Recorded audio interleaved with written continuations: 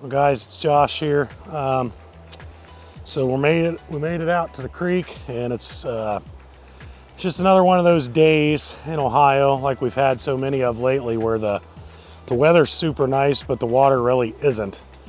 It's not unfishable, but there's going to be some challenges. We're out just looking to do a little bit of inland trout fishing. And the water's, I don't know, it's probably got maybe a foot of visibility, so not bad by any means. But it's a lot. There's a lot of water, kind of a high volume, and that really allows those fish to just really spread out, gives them way too many places to go. But we'll dive right in, and I'll probably talk a little bit more as I go about what I'm trying to do. The biggest thing is just, with the dirty water, I've never been afraid of it. Those of you that have followed me over the years, you might remember I used to make one of my hashtags, "Don't fear the dirt." And that's just because, as long as you've got some visibility, 8-10 inches or more. Now mud, I mean, that doesn't work, but you got that limited visibility, and especially if I was steelheading right now, I wouldn't be afraid at all. I'd feel pretty good. If Vermilion River or one of the western rivers looked just like this, as they tend to do, I'd say we're about to have a real fishy day. So with the trout, it's no different. Just, you got to think outside of the box a little bit, and the traditional nymphs and, stuff we'd normally use this time of year, which with the sun hitting the water and the water temps up, would be a lot of like blackstones, midges. There's a ton of midge actually flying all around me. So pretty good little midge hatch going on. But with that stuff, I mean, it's just gonna be hard for them to see. So I'm just gonna bump it up. I've got a big old crystal pugger on and a chartreuse egg. And that's why I'm gonna start, and we'll just see if a little brighter attraction doesn't get them going. Let's find out.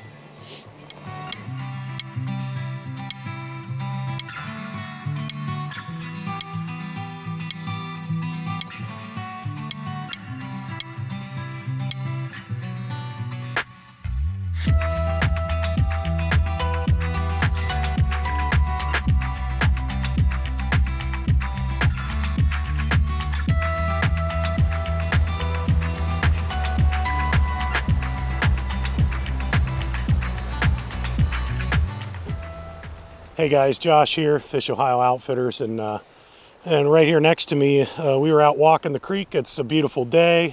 Fishing conditions aren't ideal, but we're out having some fun, and we ran into Mr. Kevin Ramsey, and certainly some of you watching this know who Kevin is. He's been around a lot of years, and well, why don't you talk a little bit more about your background, Kevin? Yeah, so I was Ohio State wildlife officer for 30 years. Starting in 1983. I retired in 2009, but throughout that whole time, I was always interested in fly fishing, whether it was saltwater, freshwater trout, whatever. And then in about, I think it was the late 1990s, when the state of Ohio started stocking the Clear Fork River and the Mad River with brown trout, became even more interested because trout is the fish that I really prefer to fish for. Well, that's cool. And now in your retirement, you're getting to probably do that a little more. Seems like we absolutely run into you on the creek. And what's cool is actually today, looks like you're palling around with some Project Healing Waters guys and teaching them some fundamentals. Yep. Today we have a couple folks from the Willoughby program, Project Healing Waters, and we are teaching them some wet fly techniques, and unfortunately the water, as you can see, is kind of stained and high. Still having a ball. They had a great time. They learned some new things today, and they can take that with them the next time they come down. I'm sure we'll have some more outings down here this spring. Just the other day they stocked over 1,000 fish in here, rainbow trout from Castelia Fish Hatchery, so there'll be plenty of fish for folks all through the spring here. And that's a great program that we have, and we are we're blessed to have what we do have. It's a small program here in Ohio. Outside of course our steelhead fishery, we don't have a lot of trout opportunities, but the ones we do have, we really want to take care of those. Absolutely, right? We sure do. You have the the Mad River, which has historically been stocked more than the Clear Fork system, but that stream, this stream, the Clear Fork, and then there's another stream a little bit farther south of here called Clear Creek. It also gets a stocking of rainbows. Now the upper Clear Fork and the Mad River are both stocked with brown trout. Well, it's a beautiful day regardless, and we'll get out and do a little bit more fishing here, but we appreciate your time, Kevin. It's good to see you again today, and yeah, we'll keep on rocking along. All right. I have a 9-foot, what is this? The 9-foot 5-weight NXT from Temple Fork Outfitters. So just a good, I don't know. I mean, 9-foot 5-weight's always a good all-around rod. It's usually the one that I recommend that people are just starting out if they want to do trout fishing and or a little bit of panfish and say some smallmouth or light duty largemouth fishing in ponds. It's kind of the weight that people start on. But basically I'm just moving down this flat, you know, trying to maybe hopefully get one of these rainbows that they just released. The conditions are absolutely awful. High and muddy. Enough visibility that if I get in front of a hungry fish, I feel like I could catch one.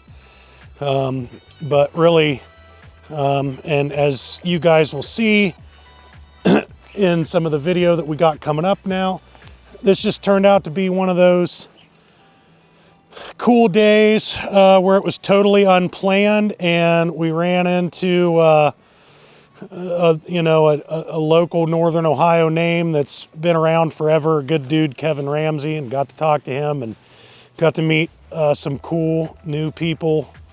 Well, they're not new people, new to me. Some cool guys that were out on a Project Healing Waters event today where Kevin was just working with some of those guys on casting and fishing techniques. So we just had me and Big Al just had a huge, what was that, a 2-hour conversation? We just had a powwow. And that's one of the things that I love. Yet again, here we are just trying to get through the last clutches of winter and get away from some bad conditions. And, fishing season's just about to really, really get started with steelhead and smallmouth to follow right after that. But, I started talking about one of my good buddies to this day. There's a fish, there's a trout. Mike Toth, that I've been fishing with for years, and he's a great friend. And, I met Mike right here on this very creek, and I think, I don't know, I could go back over the years, countless relationships that I've built just meeting people on the water, and I think that's pretty cool. Yeah, after all that effort, after everybody leaves too. Here we go. Sure enough, he took that chartreuse scrambled egg. I'm not particularly surprised about that.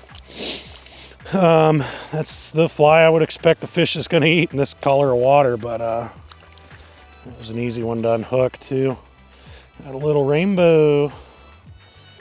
So we'll get a quick look at him too. And the most of what I got out of today and what Big Al got out of today, since he's kind of new to this environment, is just to see how you can build relationships with great people just by hanging out on the river. And you meet awesome folks, and a lot of my good friends still to this day are guys that I met fishing over the years. So guys and gals that I met fishing over the years, I should say. But here's a nice little bow. Oh, well, cool.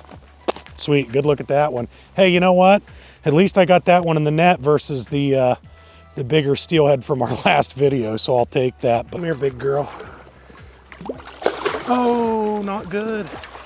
She popped off.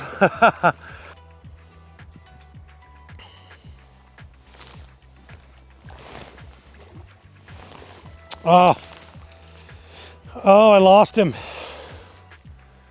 Just did not get a good crisp hook set into that little dude, but that's now a second good bite I've had, so at least getting a little bit more action. Of course, we haven't fished all that much. We've spent most of this afternoon talking to people, but I think that was just as fun. Really, right now I'm just set up. The whole reason I'm set up where I'm set up right now is because that tree is making a nice current block, and there's a soft edge in here. And I suspect that some of these trout are gonna wanna sit here, not too far off of this edge where they can get out of some of that heavy flow. Now there's some that don't apparently mind that, because the one fish I put in the net was out in the current more, and I'm gonna go back to that when I work down the hole. But I briefly hooked one here and almost certainly missed another, just kind of using this edge where I think these fish are trying to get out of some of that main current that's out there rolling right down through the middle. So I'm gonna move down the flat a little bit more. We're just about to wrap up our brief afternoon of getting out and enjoying this weather and doing a little trout fishing. And I feel good, feel blessed just to have caught the one trout that I caught, because these conditions are just so bad. So if I get another one, great, but I'm not expecting a lot.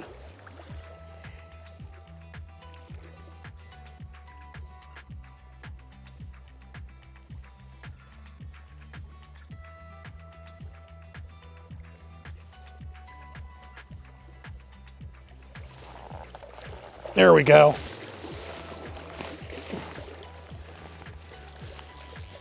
That one feels just slightly better than the last one. I don't think this is by any means a big fish, but a nice fish. So, yeah, about the same. So, and of course, I mean, there's not, any mystery there. It's on the chartreuse scrambled egg, which is really just the perfect fly for this color of water. Something that these trout are gonna see. So, nice little guy. This is really, just basic, simple nymphing. Nothing outside of what we've talked about before. What some of you guys over the years that follow me know. I think in the last trout video I talked about this rig. It's not built any different than the way I build my steelhead rigs, except for it's just on a smaller scale. It's lighter tippets, less weight. Although I did put on a decent amount of weight today, just because the flows are ripping so good. Basically, where I'm getting my weight from, this rig is, I have a size 10 beadhead white crystal bugger. So I'm getting some weight there. I have one BB split shot on today. And then my dropper or trailer, whatever you want to call it, would be the chartreuse scrambled egg that has now caught me a couple of fish on a day that really wouldn't have thought it necessarily possible to do so, but just the visibility I think has actually gotten worse since we've been here. There might be 8 inches, 9 inches. So really just trying to get down deep. The water's still fairly cold. It's a tailwater to a lake, but it's a skimmer. It's surface draw dam, so it's whatever the temperature of the lake is, which I would guess right now is, I don't even know. I don't even know what it is up there, upper 30s maybe. Maybe the water's 40 degrees up there. I really don't know. I haven't been on this lake in a while. It is one of the lakes that I white bass fish frequently, but yeah, just trying to keep it down on the bottom. I'm kind of actually using this edge right now. I was working both sides of the river on the back of this flat. These are just good places for them to get. That last one was exactly where I expected it to be. Just that trout was just off to the sides a little bit, trying to get out of that main flow. So we'll just keep working down through the flat, and it's definitely getting shallower. I'm just about almost to the end of this particular bucket. Then there's a high spot, it comes up, and then there's another bucket below that, and that's probably where I'll make my final few casts of the day. But as far as technique goes, if I was going to brush up on any of the topics of technique in this video, it's just simple stuff. I just bright fly, getting it near the bottom, trying to locate places where I expect those trout to be. And because the water is dirty and cold, I feel like most of those fish, and it's higher than usual, I feel like most of those fish are just going to be sort of trying to get on the edges where they can get out of that flow. So let's go ahead and move down. We'll just keep working through a couple more spots. There's a fish.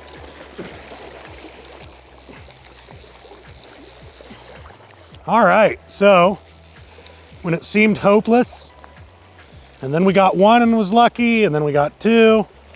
Now, third solid hookup of the day. So I feel a little better for a muddy water day. Another rainbow, eating a chartreuse scrambled egg. All right, so yep, just got that guy in the net. Nice, pretty one. Pretty good looking little dude. Give him a nice release. So not bad. I mean, look, for where we're at, the water is absolutely ripping down through here. It's just super muddy. I can't complain. Had a great day. I think there's more fish on that seam line. I'm going to try that again.